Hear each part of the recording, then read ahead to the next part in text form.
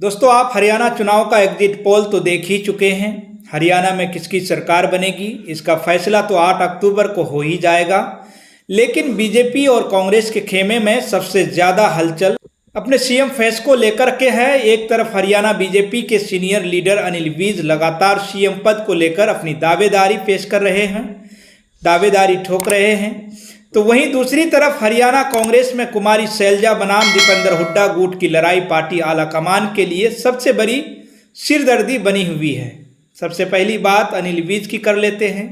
दरअसल दोस्तों, अनिल विज ने एक इंटरव्यू में बड़ा बयान देते हुए कहा है कि हरियाणा में सीएम फेस तो पार्टी लीडरशिप ही डिसाइड करेगी, लेकिन अगर उन्हें चुनाव या वो चुनाव जीत जाते हैं तो उनसे अगली मुलाकात मुख्यमंत्री आवास में ही होगी। हालांकि अनिल विज के बयान को हरियाणा बीजेपी के प्रदेश अध्यक्ष मोहन बड़ेली समेत हरियाणा बीजेपी के चुनाव प्रभारी और केंद्रीय मंत्री धर्मेंद्र प्रधान दोनों ने ही नकारते हुए मौजूदा सीएम नायब सिंह सैनी को ही पार्टी का सीएम चेहरा बताया है।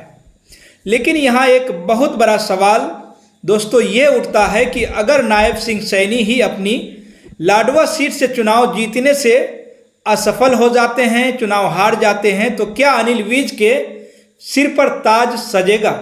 वीडियो में अंत तक बने रहिएगा ताकि अनिल विज के सीएम बनने का रास्ता कैसे तैयार होगा ये आप समझ पाएंगे।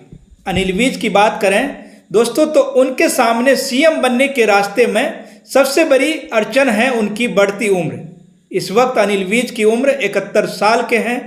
ऐसे में अगर 2024 में बीजेपी उन्हें सीएम फेस नहीं बनाती है तो 2029 के विधानसभा चुनाव में उनकी उम्र लगभग 76 साल हो जाएगी, जिसके चलते वे बीजेपी के एज कैटेगरिया में फिट नहीं हो पाएंगे। अनिल विज को इस बात का भी डर है कि उनकी पूछ तब तक कम हो जाएगी, इस वजह से वे इतने हाथ पैर मार रहे हैं। अब अनिल विज हरियाणा में कितने पावरफुल हैं ये बात किसी से छिपी नहीं है, मगर फिर भी आपको दोस्तों बता देते हैं कि अनिल विज मौजूदा समय में हरियाणा की खासकर अंबाला लोकसभा के अंदर आने वाली 10 सीटों पर अच्छा होल्ड रखते हैं। वे अंबाला कैंट सीट से 6 बार विधायक रह चुके हैं और इस बार भी इसी सीट से वे चुनाव मैदान में हैं। इसके साथ साथ आपको ये भी बता दूं कि अनिल विज हरियाणा में पंजाबी समुदाय के सबसे बड़े चेहरे माने जाते हैं। हरियाणा में इस समुदाय की आबादी करीब 8% है, जो जाट और दलित समुदाय के बाद सबसे ज़्यादा है। मतलब अनिल विज के पास अच्छी खासी संख्या में वोट बैंक भी है, जो बीजेपी के लिए हरियाणा में कुछ हद तक जीत हार का फासला तय करती है। 2014 और 2019 में जब बीजेपी ने हरियाणा में सरकार बनाई थी तब भी अनिल विज सीएम पद के दावेदार थे, मगर दोनों ही बार पार्टी आलाकमान ने उन्हें झटका देते हुए मनोहर लाल खट्टर के नाम पर मोहर लगा दी थी। मनोहर लाल खट्टर 9 साल तक हरियाणा के सीएम रहे। 2024 में जब खट्टर साहब को करनाल से लोकसभा चुनाव गया तब भी अनिल विज का नाम सीएम पद की रेस में सबसे आगे था, लेकिन एक बार फिर बीजेपी ने ओबीसी समुदाय से आने वाले नायब सिंह सैनी की पैराशूट लैंडिंग करा दी और उन्हें सीएम की गद्दी पर बिठा दिया। तब पार्टी के इस फैसले से अनिल विज इतने ज़्यादा नाराज हो गए थे, जिसके बाद उन्होंने नायब सिंह के मंत्रिमंडल में शामिल होने तक से इनकार कर दिया। अब एक बार फिर अनिल विज सीएम पद पर दावेदारी ठोक रहे हैं। सबसे अहम सवाल दोस्तों ये है कि अगर नायब सिंह सैनी अपनी सीट से चुनाव हार जाते हैं तो क्या अनिल विज के सिर ताज सजेगा?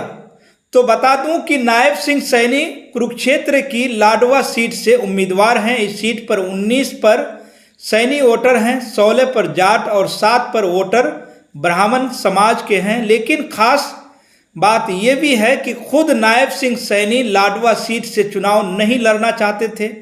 दरअसल सीएम बनने के बाद उन्होंने करनाल विधानसभा से चुनाव जीता था और इस बार के चुनाव में भी वे करनाल से ही चुनाव लड़ना चाहते थे, मगर पार्टी हाईकमान ने उन्हें उसी लाडवा सीट से मैदान में उतार दिया, जहां पिछली बार यानी 2019 के विधानसभा चुनाव में कांग्रेस के उम्मीदवार मेवालाल भारी बहुमत से चुनाव जीते थे। हालांकि नायब सिंह सैनी का पैतृक गांव भी लाडवा में ही आता है, लेकिन इस वक्त जब हरियाणा में बीजेपी के खिलाफ एंटी इनकॉम्बिनेशन फैक्टर काफ़ी हावी है, ऐसे में वे अपनी सीट बचा पाएंगे या नहीं, ये बड़ा सवाल है। मगर यहाँ अनिल विज के लिए प्लस पॉइंट हो जाता है अगर नायब सिंह सैनी अपनी सीट बचा पाने में असफल हो जाते हैं, तो ये संभव है कुछ हद तक कि बीजेपी अनिल विज को सीएम फेस घोषित कर दें। लेकिन हाल के साल में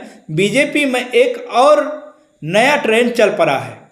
अगर याद हो तो उत्तराखंड के बीते चुनाव में यानी विधानसभा चुनाव में पुष्कर सिंह धामी अपनी सीट बचा नहीं पाए थे, मगर फिर भी बीजेपी ने उन्हें सीएम बना दिया और फिर 6 महीने के भीतर पुष्कर सिंह धामी किसी दूसरी विधानसभा सीट से चुनकर असेंबली पहुंचे।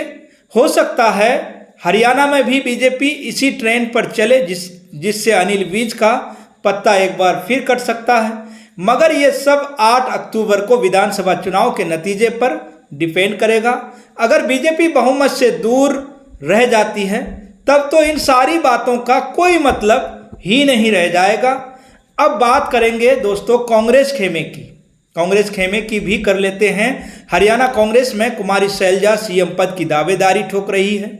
इस वक्त कुमारी शैलजा हरियाणा में कांग्रेस के लिए सबसे बड़ी सिरदर्दी बनी हुई है, सिरदर्दी बन गई है कहीं ना कहीं। लेकिन पार्टी की पहली पसंद दीपेंद्र सिंह हुड्डा ही है। कुमारी शैलजा के साथ प्लस पॉइंट है उनका दलित समाज से आना। यही वजह है कि राहुल गांधी ने दलित समाज को अपने साथ बनाए रखने के लिए अंत तक कुमारी शैलजा को मनाने की भरपूर कोशिश भी की। लेकिन कुमारी शैलजा अभी भी सीएम की कुर्सी पर अड़ी हुई हैं। आपको ये भी बता दूं दोस्तों कि हाल ही के कुछ इंटरव्यूज़ में उन्होंने बड़ा बयान भी दिया था और अपनी महत्वाकांक्षा भी जाहिर की थी। उन्होंने कहा था कि मैं भी यानी मेरी भी ख्वाहिश है कि मैं ज़रूर एक समय पर हरियाणा की सीएम बनूं, सीएम की कुर्सी पर बैठें। अब सवाल ये है कि अगर कांग्रेस पावर में आ जाती है और शैलजा कुमारी को सीएम पद नहीं मिलता है, सीएम की कुर्सी नहीं मिल पाती है, तो क्या कुमारी शैलजा बीजेपी ज्वाइन करेंगी? हालांकि कुमारी शैलजा ने तो पहले ही तमाम अटकलों पर विराम लगा दिया है। उन्होंने ये तक कहा था कि मैं जब जाऊं तो कांग्रेस की कफन में ही लिपट कर जाऊं, ऐसी मेरी ख्वाहिश है। मगर कुमारी शैलजा डगमगा भी है, डगमगाया भी है, डगमगा भी गई हैं। तो कांग्रेस को इससे कितना नुकसान होगा ये जान लेना बहुत ज़रूरी हो जाता है। जानकारों का मानना है दोस्तों कि शैलजा कुमारी चाहे कितना भी इधर उधर कर ले मगर वे सरकार गिराने या बनाने की भूमिका में नहीं आ पाएंगी। उदाहरण के तौर पर अगर कांग्रेस बहुमत हासिल कर लेती है तो अब तक के आकलन के मुताबिक जाहिर है कि सीएम तो दीपेंद्र हुड्डा ही बनेंगे। हुड्डा गुट के खाते में कांग्रेस ने 70 से 55 सीटें दी हैं, तो वहीं कुमारी शैलजा गुट को महज 5 से 7 सीटों पर संतुष्ट करना पड़ा था।